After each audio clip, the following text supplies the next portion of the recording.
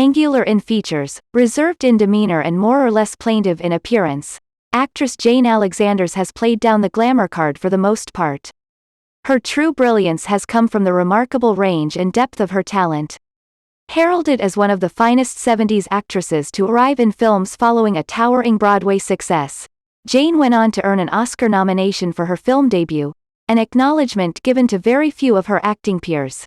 She was born Jane Quigley in Boston, Massachusetts, on October 28, 1939, the daughter of Thomas, an orthopedic surgeon, and Ruth Elizabeth, née Pearson, Quigley, a nurse. Jane attended Beaver Country Day School, an all-girls facility, just outside of Boston. Here is where she first aspired to acting and made her stage debut as an adolescent in a production of Treasure Island.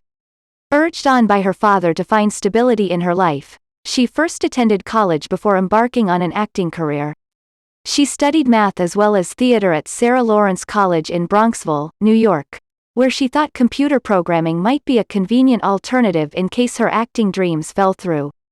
However, a chance to study at the University of Edinburgh in Scotland, wherein she became a member of the Edinburgh University Dramatic Society, dissolved any other career interests but acting.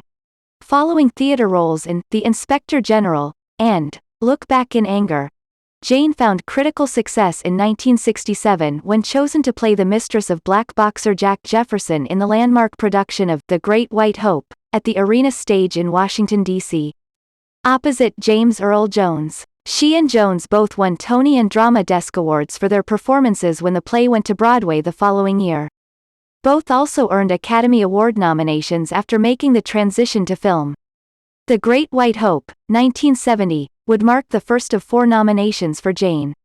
Although singled out for her supporting roles in All the President's Men, 1976, Kramer vs. Kramer, 1979, and her heartfelt leading role in Testament, 1983, as a small-town wife whose family is threatened by radioactive fallout, the Oscar trophy has remained elusive.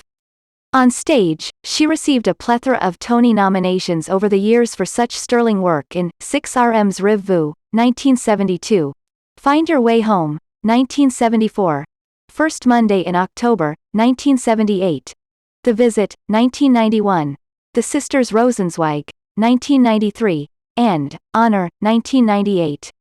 Other telling parts came as Gertrude in Hamlet, Hedda in Hedda Gabler, Cleopatra in Antony and Cleopatra, Annie Sullivan in Monday After the Miracle, and Maxine in The Night of the Iguana.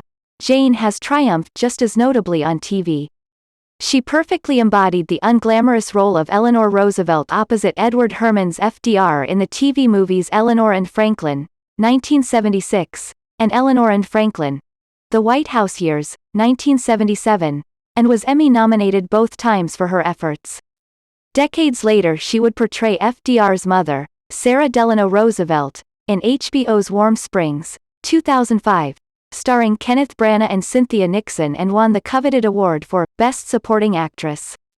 Throughout the years she would play a myriad of quality leads in such TV movies as A Circle of Children, 1977, Arthur Miller's Playing for Time, 1980, which earned her a second Emmy, the title role in Calamity Jane, 1984, Malice in Wonderland, 1985, in which she portrayed notorious gossip maven Hedda Hopper, Blood and Amp, Orchids, 1986, and In Love and War, 1987. Alexander met and married her first husband, Robert Alexander, in the early 1960s in New York City, when both were attempting to jumpstart their acting careers. They had one son, Jace Alexander, in 1964, an actor-director in his own right who co-founded the avant-garde NYC theater company Naked Angels. Her marriage to Alexander, who was also a director, ended in divorce. She later met producer-director Edwin Sharon in Washington, D.C., while he was serving as artistic director at the Arena Stage. He has 3 sons from his previous marriage. They married in 1975 and reside in New York City. In 1993, Jane took a sabbatical from acting when President Clinton appointed her as the first chairman of the National Endowment for the Arts. Relocating to Washington, D.C., she showed strong leadership and served for 4 years. Her 2000 book, Command Performance, An Actress in the Theater of Politics, chronicles the challenges she faced heading up the organization when the Republican Congress unsuccessfully tried to shut it down. The agency survived but with a 45% cut in funding. In 2004, Alexander, together with her second husband, joined the theater faculty at Florida State University, FSU. She holds honorary doctorates from 11 colleges and universities in the U.S. In addition, Jane has been active on many boards, including the Wildlife Conservation Society, Project Green Hope, the National Stroke Association, and Women's Action for Nuclear Disarmament. She has also received the Israel Cultural Award and the Helen Caldecott Leadership Award.